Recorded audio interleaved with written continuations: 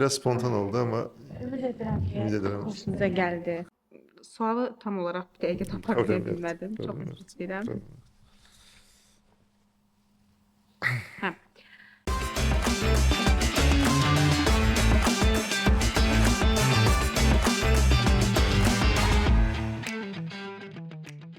Salam.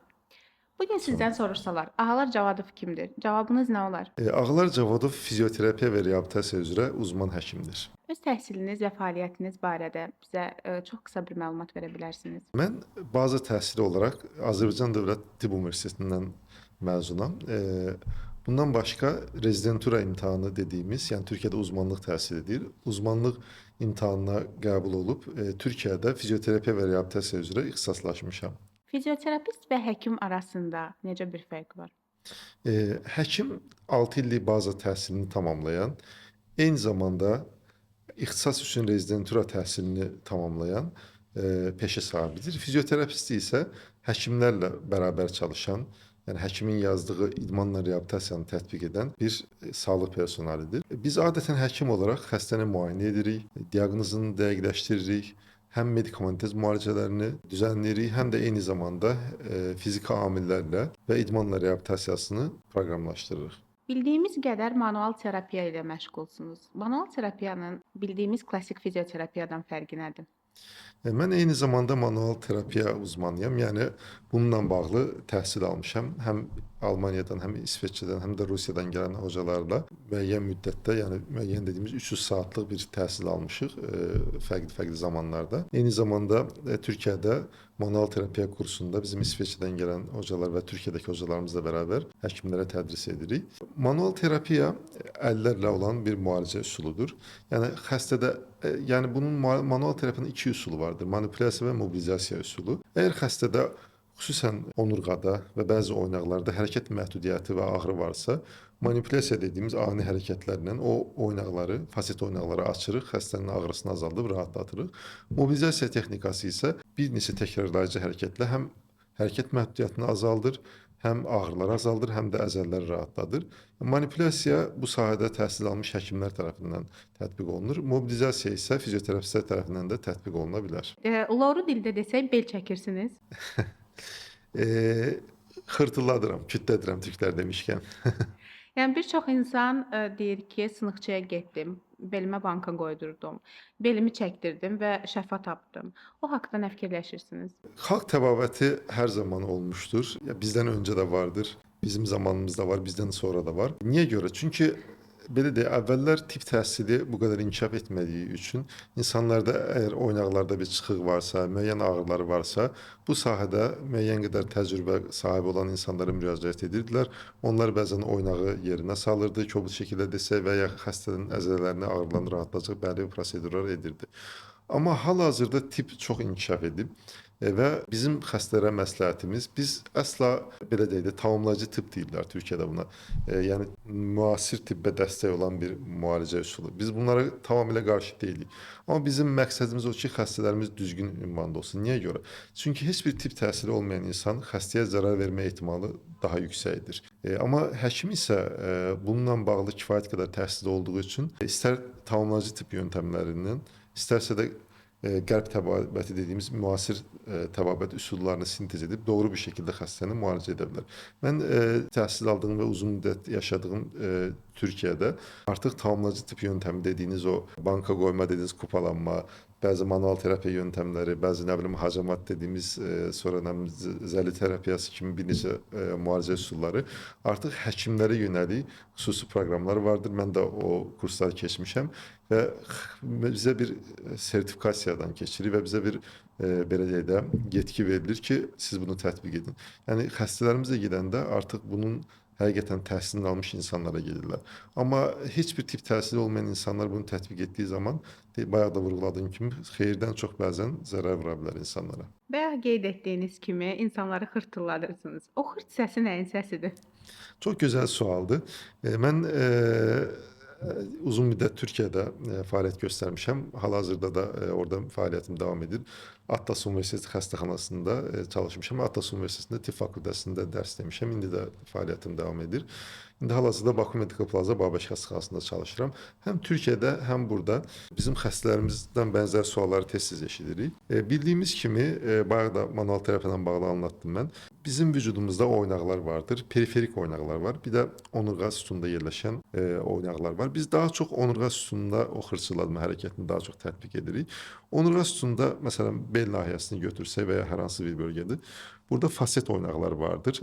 Ümumiyyətcə onurğa sütunu, onurğa sümüyü dediğimiz vertebralardan arada disk dediğimiz bir belə deyək də bir strukturadan ibarətdir və burada onurğa kanalı vardır. Onurğa kanalında da onurğa beyni və buradan çıxan sinir kökləri vardır. Bu xırtıladma necə olur? Əgər xəstə məsələn dişini sıxıbsa, boyun əzələlərində, boyun oynaqlarında bir gərginlik olur və ya hər hansı bir üşütmə sonrası və ya zorlama sonrası, ani hərəkət sonrası bir kilitlənmə hərəkəti olur. Kilitlənmə olur daha doğrusu və biz manual terapiya ilə əgər xəstədə əks göstəriş yoxdursa, biz bu ani bir hərəkətlə bir şəkildə çəkib bu oynaqları rahatladırıq. Yəni bu oynaqların içərisində bir maye var, az bir miqdarda boşluq var. Burada azot qabarcıqları sıxışır və biz onu xırtıllatma etməklə azot qabarcıqlarını partladırıq. Oynağın hərəkətlərini rahatlatırıq, ağrını azaldırıq və bir neçə saat sonra da ətrafdakı bağ toxumaları, əzələ toxumalarında qan dövranı artır, xəstənin ağrıları azalır. Amma bu əsla o demək deyil ki, biz xəstənin yırtığı varsa onu düzəldirik. Yəni bu doğru bir yaklaşım deyil. Yəni bundan sonraki mərhələdə xəstə mütləq fizioterapiya, idman hərəkətləri, başqa medikamentoz müalicələrə istifadə etməlidir. Yəni bunun üçün də xəstə manual terapiya ilə bağlı təhsil almış həkimə müraciət etməlidir. Yırtıq məsələsinə toxunmuşkən, əslində yırtıq bir xəstəlikdir, yoxsa yaşlanmanın normal bir hissəsidir? Sualım hər ikisidir. Niyə görə? Çünki yaşladığımız zaman bizim vücudumuzda olan kollagen var ki, hansı ki bizim toxumalarımızın belə deyək də elastikliğini təmin edən bir belə də hüceyrə qrupu desək, toxuma desək. Kollagen yaş artdıqca azalır. Ona görə insan vücudunda müəyyən proseslər olur. Artroz dediyimiz proseslər və ya disklərdə maye azalması, degenerasiya dediyimiz proseslər və bunlar da nəticədə yırtığa səbəb olur. Amma son dövrlərdə artıq ekoloji problemlərdən dolayımı, bəzi qida problemlərindən dolayımı və ya bizim tənbəl dediyimiz sedanter həyat tərzinə bağlımı gənclərdə də artıq bu yırtıqlar artmışdır. Yəni xəstəliyin belə də yaşı yoxdur, amma rast gəlmə sıxlığını sorsanız, təbii ki, yaşlı insanlara daha çox rastlanır. Havalar biraz soyuyur ya da küləkli olur. Boynumuz, kürəyimiz tutulur. Ya da biz elə zənn edirik. Səbəbi nədir sizcə?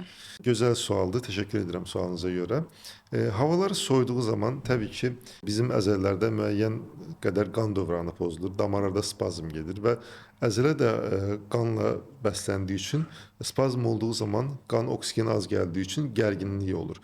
Və siz bunu sadəcə soyuqda deyil, stres olduğunuz zaman, diş sıxdığınız zaman da eyni proses olur. Və ya isti bir yerdən çıxıb soyuğa çıxdığınız zaman da və ya soyuğa çox məruz qaldığınız zaman da eyni proses olur. Əgər bu proses istər stresə bağlı, diş sıxmaya bağlı və ya soyuğa bağlı təkrarlanırsa, əzələlərimiz sərtləşir. Orada həm ağrılar olur, həm müəyyən trigger point dediyimiz tetik noktalar olur və bu ağrı uzun müddət davam edir. Və bunun müalicəsi üçün mütləq həkimə müraciət etmək lazımdır. Həkim doğru bir şəkildə diaqnostikanı qoysun və doğru bir şəkildə müalicəni başlasın. Uşaqlıqdan hamımızı tənbəhləyirlər ki, dik durmalısan, yoxsa belin əyri olacaq. Sizcə ideal duruş deyə bir şey varmı və dik durmaq ona nə qədər təsir edir? Əslində son dövrdə postur problemləri dediyimiz, yəni dik duruş problemləri çox sıx-sıx rastlanır. Bunun bir neçə səbəbi var. Birincisi, əvvəllər biz uşaq vaxtı belə deyim, məhəllələrdə uşaqlar həmişə futbol oynayardı, müxtəlif oyunlar oynayardı və daha fiziki olaraq aktiv olardılar. Müasir texnologiyalar inkişaf etdikdən sonra uşaqlar həyətlərdən evə çəkildi. Yəni hər kəs tablet başında, kompüter başında və ya əlində telefon, bu sosial media belə deyək və ya özünə işinə bağlı və ya maraq dairəsindən bağlı həmişə bu texnoloji amillərə məruz qalır və belə olduğu zaman da postur problemləri olur. Yəni sürəkli önə doğru əyilir. Bu zaman nə olur? Boyunda məsələn əzələlərdə gərginlik ola bilər və boyun düzləşməsi olur və ya önə doğru əyildiyi üçün kifoz dediyimiz onurğa əyililər olur və ya tam tərsi fərqli pozisiyalarda oturduğu üçün onurğada əyililər, skolyoz olur. Yəni həqiqətən valideynlərimiz vaxtında doğru vurğulayıblar. Ola bildiyi qədərlə oturuşumuza, duruşumuza fikir vermək və ya bütün günü oturmamaq, fiziki hərəkətdə olmaq bizim bu postur problemlərimizi önləyir. Yəni müasir həyat tərzi bizim sağlıq problemlərimizə gətirib çıxardır. Çox təəssüf ki, bəli. Çünki müasir həyat tərzi dediyimiz şey texnologiyanın inkişafıdır və texnologiyaya meylli artdıqca hərəkətsizliyə meyllilik də artır belə deyək. Ona görə biraz balanslı olmaq lazımdır. Yəni müəyyən qədər oturduqsa yarım saat 40 dəqiqə sonra qalxıb müəyyən hərəkətlər eləmək lazımdır və ya həftənin müəyyən günlərində üzgüçülük kimi və ya müxtəlif idman növləri ilə məşğul olmaq lazımdır və ya heç bir şey eləməsə də səhər gimnastikası var. Əvvəllər orta məktəbdə həyətdə necə məktəb şagirdlərinə elətdirirdilərsə, yəni çox gözəl bir əslində metod idi. Son zamanlarda çox tətbiq olunmur, çox təəssüf ki. Səhər idmanları ən azından bunlarla məşğul olmaq lazımdır ki, bizim həm qamətimiz şux olsun, həm də sağlamlığımız daha yaxşı olsun. Hər yerdən eşidirik ki, insanlar gündə ən azı 10 min addım atmalıdır. Amma skoliozu olan bir insan üçün o bir təhlükədir deyə düşünürəm. Bu haqqda bir professional baxışınızı bilmək istərdim. Hər şey qədərində yaxşıdır, belə deyək. Əslində addım atmaq, hərəkət çox gözəl bir idman növüdür. Sadəcə əgər bizim müəyyən sağlıq problemimiz varsa, biz bunu müəyyən aralıqlarla məsləhət görürük. Məsələn, deyirik ki, xəstəyə yarım saat, 1 saat addım at yeri, arada 10-15 dəqiqə dincəl. Yəni əslində yerimək hərəkətsiz qalmaqdan daha faydalı bir şeydir. Sadəcə xəstəyə görə individual yanaşmaq lazımdır. Bəzi insan çox yeriyə bilər, bəzisi aralıqlı yeriyə bilər. Bəlli bir yaşdan sonra bədənimizdə ağrılar yaranır. Onda da deyirlər ki, hərəkətsizsən, idmana get. İdmana gedirik, biraz da çox ağrıyırıq. Bəs bu haqqda fikriniz nədir? Gözəl sualdır, təşəkkür edirəm. Təbii ki, idmana da gedəndə mütləq bir professionalın nəzarətində olmalıdır. Yəni mən özüm də şəxsən idmanla məşğul olmuşam. Mütləq özüm ixtisasıma çox yaxın bir ixtisas olsa da mütləq idman müəllimlə məşğul olmuşam. Yəni burada nədir? Burada önəmli olan isinmə və soyuma hərəkətlərdir. İdmandan öncə mütləq bəlli bir isinmə hərəkətləri olmalıdır. Ondan sonra idmanda olan ağırlıqlar istər aerobik olaraq olsun, istər ağırlıq qaldırma olaraq olsun, tədricən artırılmalıdır və idmandan sonra müəyyən soyuma hərəkətləri olmalıdır. Bir də belə bir deyim var bizdə, professional idman sağlamlığa ziyandır. Həqiqətən də müəyyən qədər haqq var. Həqiqətən bədəni yükləyici ağır idman növləri müəyyən qədər sağlamlıq problemini gətirir. Ona görə sağlıqlı yaşlanmaq üçün və sağlam olmaq üçün belə deyim, mütəxəssisin nəzarətində müəyyən qədər idmanları məsləhət görürük. Amma overdozda deyil və müəyyən belə deyək, proqramla bu olsa daha doğru olar. Cərrahlar adətən kəsə əməliyyat edək deyir, siz isə idman edək, reabilitasiyaya gəlin deyirsiniz. Bəs xəstə kimə inansın? Bıçaq altına yatsın, yoxsa reabilitasiyaya gəlsin? Xəstə öncəliklə düzgün ünvanda olsun. Yəni xəstələr ilk başda həkimə müraciət etsin. Məsələn, bizim sahədə bəzən fizioterapistlər də ilk müraciət edirlər. Fizioterapist əslində çox gözəl bir sahədir, bizim sağ əlimizdir. Biz multidisipliner bir şəkildə çalışırıq fizioterapistlərlə. Komandamızda çox önəmli bir paya sahibdirlər. Amma onların aldığı təhsillə bizim aldığımız bazal tip təhsilində olan fərqlər odur ki, biz xəstələrə daha çox anatomiyanı bildiyimizə görə, farmakologiyanı, fiziologiyanı bildiyimizə görə daha individual yanaşa bilirik. Yəni xəstə bizə müraciət etdiyi zaman həqiqətən əməliyyata ehtiyacı varsa, vaxt itirmədən cərraha yönləndirmək lazımdır. Məsələn, deyək ki, xəstənin bayaq verdiyi sual, belə deyək, qrija dediyimiz xalq arasında yırtığı var. Əgər xəstədə yırtıq çox irəliləyibsə, ayağında gücsüzlük varsa və ya sidik qaçırması varsa və ya çox şiddətli ağrısı varsa, o zaman biz vaxt itirmədən cərraha yönləndirmək lazımdır. Çünki əməliyyat olmasa xəstənin o gücsüzlüyü düzəlməyəcək, bərpa olunmayacaq. Amma xəstədə həqiqətən də cərrahili bir durum yoxdursa, müəyyən idman hərəkətləri, fiziki amillər dediyimiz fizioterapiya olan elektroterapiya metodu, müəyyən dərman dediyimiz medikamentoz üsullardan müalicə oluna bilər. Yəni xəstə həkimə müraciət etməlidir.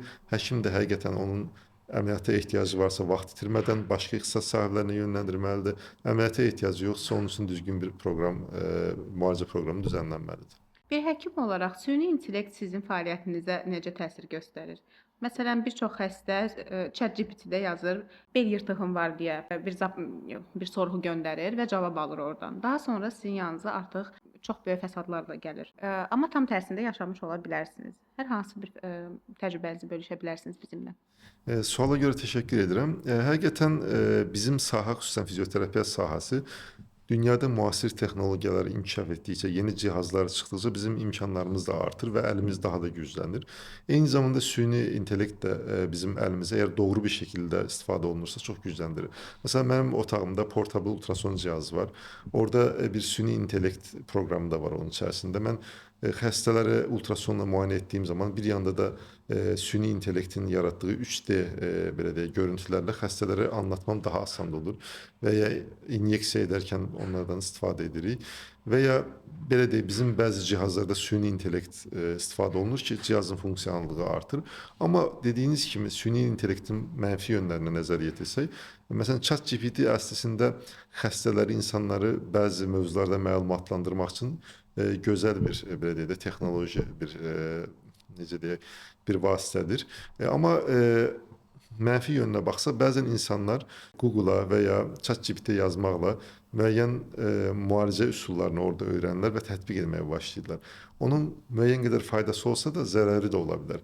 Yəni biz həkimlər onun üçün varıq. Əgər belə deyək hər şeyi ChatGPT və Google həll etsəydi həkimlərə ehtiyac olmazdı. Orada müəyyən proqramlar yazılıb, standart şeylərdir. Bizim amma xəstələrə yanaşmamız individualdır. Yəni xəstəlik yoxdur, xəstə var. Hər xəstəyə fərdi yanaşmaq lazımdır. Hər kəsin problemi və hər kəsin müalicəsi eyni deyildir. Ona görə lütfən mütləq həkimə müraciət edin və həkimə inanın. Və sizcə insan bədəni nə qədər dözümlüdür? Biz öz onurğamıza, sümüklərimizə Çin qabı kimi davranırıq. Elə bilirik ki, toxunsaq qırılacaq. Amma əslində elə deyil. İnsan bədəni nə qədər yük qaldıra bilər? Əslində sağlıqlı, yəni sağlam insan bədəni çox dözümlüdür. Çünki Allah bizi elə yaradıb ki, həqiqətən həm bəzi vücudumuzda olan anatomik belə deyək də yapılar bəzi zərbələri belə şok effekti yaradır. Onu şok absorpsiya effekti yaradır daha doğrusu. Məsələn, biz ağırlıq qaldırdığımız zaman bizim sümüklərimiz arasında disklər var və ya dizdə menisklər var. Onlar elastiklik yaratdığı üçün sümük sümüyə dəyib qırılmır belə deyə şok effekti yaradır. Qaldı ki, o nə qədər davamlılığı, bu da individualdır. Əgər belə deyək, insan sağlamdırsa, zamanında düzgün idmanla məşğul olursa, daha çox belə deyək, travmalara dözümlü olur, daha çox yük qaldıra bilər. Məsəl üçün sizə Naim Süleymanoğlu misalını gətirə bilərəm. Naim Süleymanoğlu öz bədən ağırlığından 3 dəfəyə qədər artıq yük qaldıran bir insan olaraq tarixə keçmişdir. 60 kilo olmuşdur, amma rekordu 190 kilodur. Yəni hətta 3 dəfə artıq və əlavə də 10 kilo. Yəni deməyim odur ki, sağlıqlı insan həqiqətən bədəni həm ağır yükə, həm travmalara, həm də xəstəliklərə dözümlüdür. Allah bizi elə yaradıb ki, biz əslində belə deyək də çox ali bir varlığıq. Sadəcə öz vücudumuzu doğru bir şəkildə istifadə edib ona həm idmanla, həm yeməklə, həm stresslə, həm yuxu ilə doğru bir şəkildə baxsaq daha dözümlü olarıq. Deyirlər ki, 6 aydan çox davam edən xroniki ağrılarda artıq toxuma çoxdan sağalıb.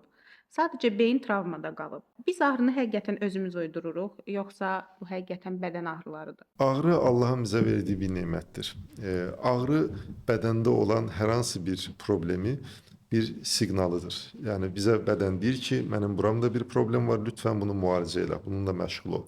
Ağrı olmasaydı insanlar yolda getdiyi zaman biri qolun qırardı, biri ayağın qırardı və belə deyək də çox böyük fəlakətlər olardı. Yaxşı ki, ağrı var. Amma ağrı kontrollü olmalıdır. Ağrı kontroldan çıxdığı zaman, məsəl üçün xroniki xəstəliklərdə artıq xəstə xronik ağrı hiss etdiyi üçün beyində belə deyək ağrı hafizəsi əmələ gəlir xəstələrdə. Əgər bəzi xəstələr müalicə olunduqdan sonra ağrıları keçir, amma ağrı xronikləşibsə, onun ağrısının belə deyək, əgər xəstənin xəstəliyi müalicə olunub, fəqət ağrı hiss edə bilir. Ona görə də biz həkimlərə xəstələr müraciət edəndə, xüsusən də fibromiyalgiya xəstələri dediyimiz uzun müddət stressə məruz qalan xəstələr, biz mütləq öncə ağrının səbəbini tapmağa çalışırıq. Bu psixolojik səbəb ola bilər, başqa bir əzələnən və ya oynaqla bağlı səbəb ola bilər və o xəstələrə individual biz müalicə edirik və biz multidisipliner bir şəkildə çalışırıq. Bizim ixtisasımız elədir. Həm psixiatrlarla, psixoloqlarla, həm nevroloqlarla, beyin cərrahları, ortopediklərdə, belə deyək, başqa ixtisas sahibləri multidisipliner çalışırıq. Məsələn, mənim yanıma bir fibromiyalji xəstəsi gəldisə, xronik ağrısı var. Onun həqiqətən belə deyək, əzələ problemi varsa, mən o əzələ problemini həll edərək, belə deyək, müalicə edərək onun ağrı yükünü azaldıram. Amma xəstə müəyyən qədər rahatdır, ağrısı tam keçmir. O zaman mən mütləq deyirəm ki, bir psixiatra get və ya bir idmanla məşğul ol, bir vitamin istifadə et, bir antidepressan istifadə et. Yəni xronik ağrıları müalicə etmək asan deyil, amma mümkünsüz də deyil, mümkündür. İnsanlar adətən ağrı olanda dərmana qaçır. Sizcə niyə bədənimizi dinləməyi öyrənmirik? Çox gözəl suala təşəkkür edirəm. Həqiqətən də bizim ixtisasla bağlı bir sualdır bu. Hər ağrı olan vaxtı təbii ki, ağrılar çox kəskin deyilsə, dözülməz deyilsə, biz dərman məsləhət görmürük. Ola bildiyi qədərilə fiziki amillər dediyimiz elektroterapiya və ya idman hərəkətləri və ya idman növləri və ya müəyyən inyeksiyalar, burada sadəcə dərman olan deyil, dərmansız dediyimiz kuru iynələmə dediyimiz belə inyeksiyalar və ya müəyyən belə deyək, vitaminləri məsləhət görürük, xəstənin ağrısını azaltmağa çalışırıq. Amma xəstənin həqiqətən çox şiddətli ağrısı varsa və ya ağrı ilə bərabər ödəm varsa, o zaman biz mütləq dərmanlara da müraciət edirik. Yəni hər ağrısı olan xəstə ilk başda dərman içərək ağrısını bastırmamalıdır. Öncə həkimə müraciət etməlidir. Həkim ağrının səbəbini tapmalıdır. Əgər həqiqətən də dərmana ehtiyac varsa, o zaman istifadə etməlidir. Stressin bədəndə yaratdığı ağrılar həqiqətən bu qədər güclüdür? Sual təkrar ala bilərəm? Stressin bədəndə yaratdığı ağrılar həqiqətən deyildiyi qədər güclüdür, yoxsa başqa səbəbləri olur o ağrıların? Stres bizim psixolojik olaraq var olan yükümüzü daha da artıran və bədənimizdə olan belə deyək, bütün problemləri, ağrıları tetikləyən bir xəstəlikdir, belə desək. Yəni əgər sizdə məsələn bir əzələ ağrısı varsa, o zaman streslə bu ağrı daha da arta bilir. Şərt deyil ki, stres o ağrını başlatsın. Stres daha çox tetikləyicidir. Yəni sizin zəif nöqtəniz nədirsə, belə deyək, o zəif nöqtəni olan problemləri artırır daha da. Məsələn, xəstələrin əgər bəzi insanlar var ki, soyuqda gəzirlər, nə bilim, belə deyək də, fiziki olaraq çox çalışırlar, tərləyirlər, amma xəstələnmirlər. Çünki immunitet dediyimiz vücud dirənci çox güclüdür. Amma stres nə edir? Stres əgər xəstənin immuniteti zəifdirsə, o zaman o insanlar stressə də məruz qalanda daha tez xəstələnirlər. Stres bir psixolojik stres var.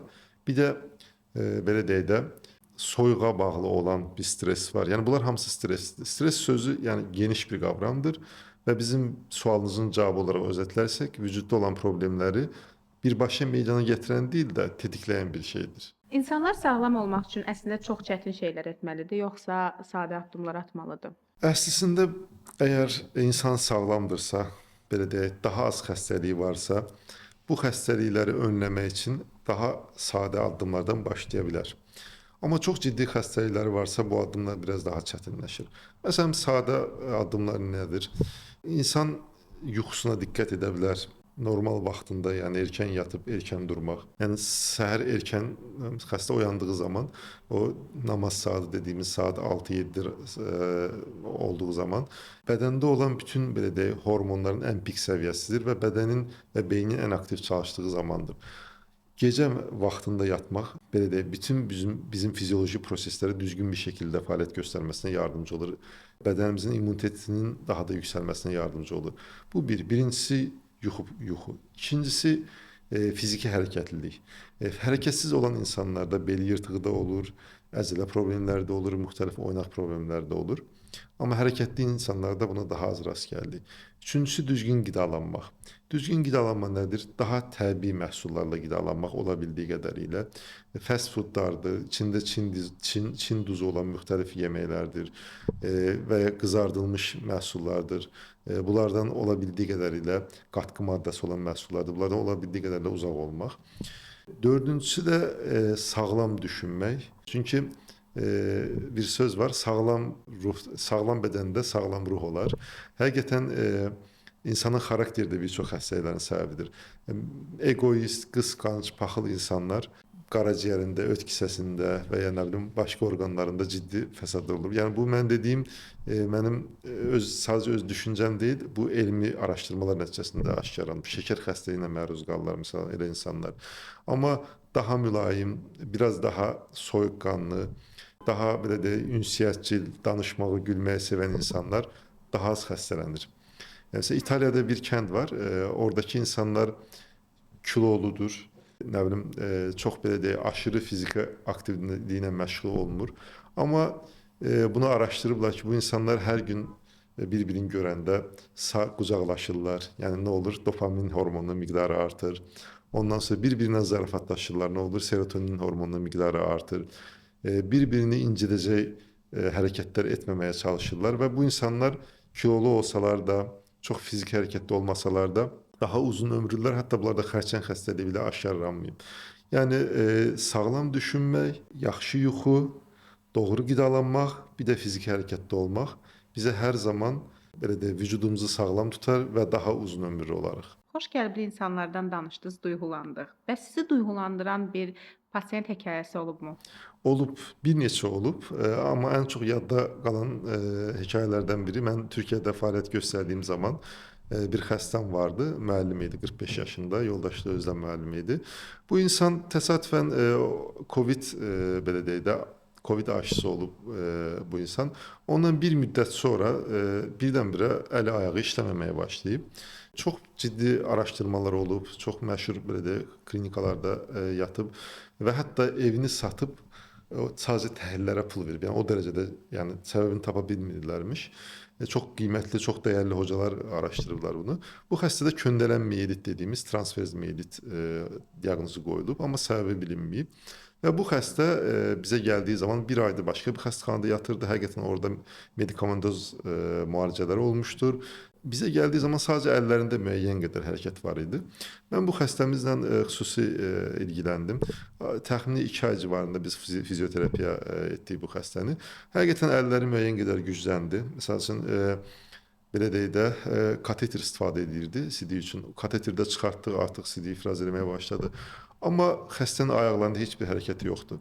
Mənə dedi ki, hocam, mən bu kadar Türkçe ben diyeceğim bunu. Bu kadar bana yeter dedi. Ben artık her şeyi kabullendim dedi.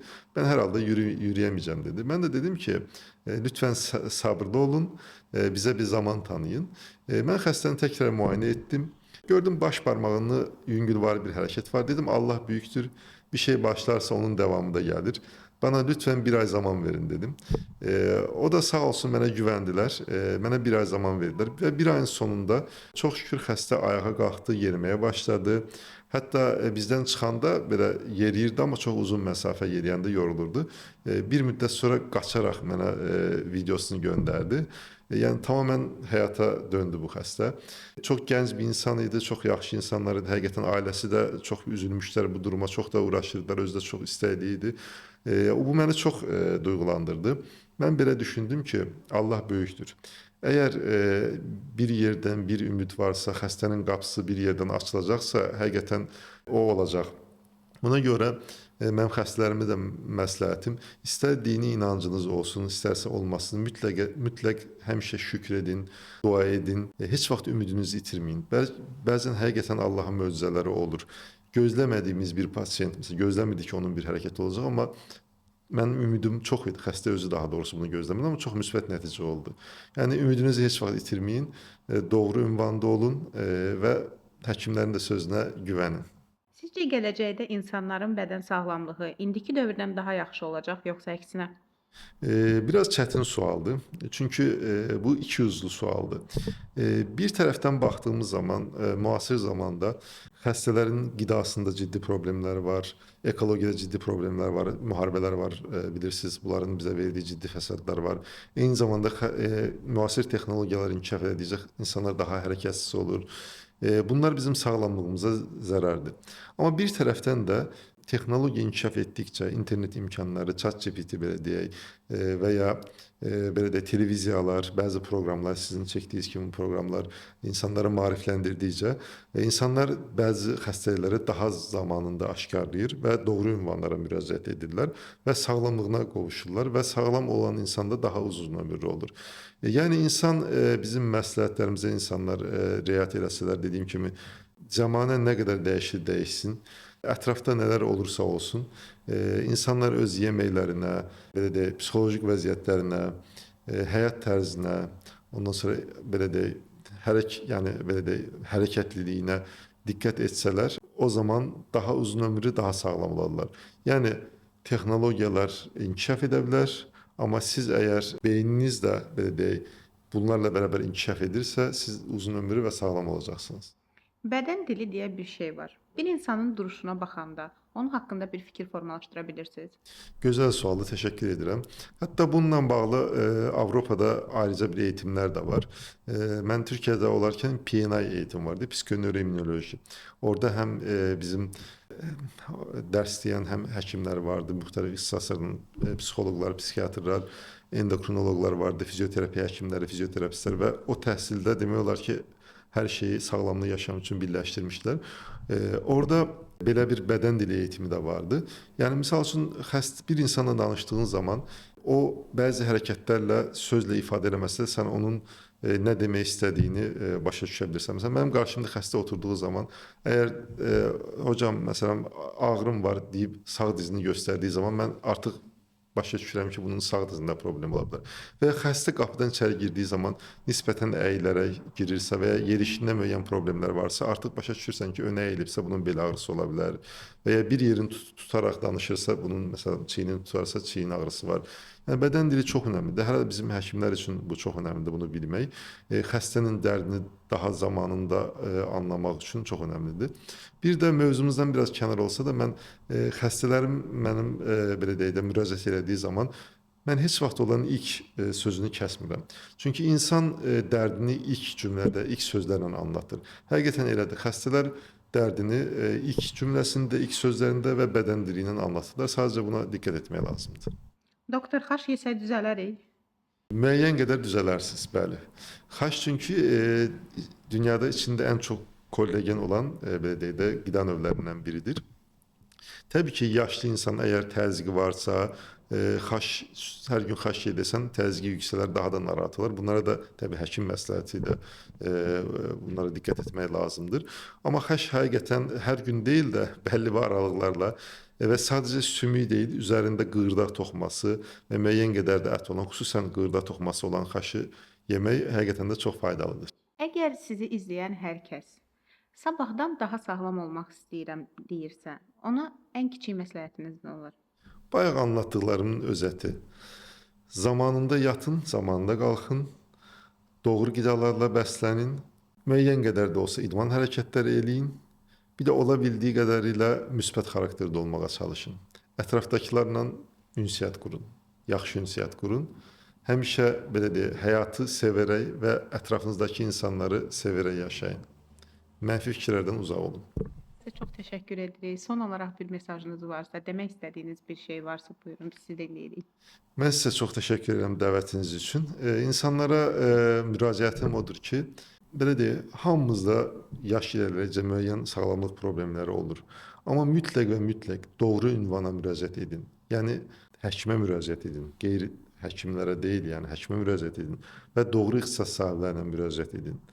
Və həkimə müraciət etdiyiniz zaman onun təhsilini araşdırın. Və həkim əgər güvəndiyiniz bir həkimdirsə, onun dediyi məsləhətlərə vaxtında vaxt itirmədən riayət edin.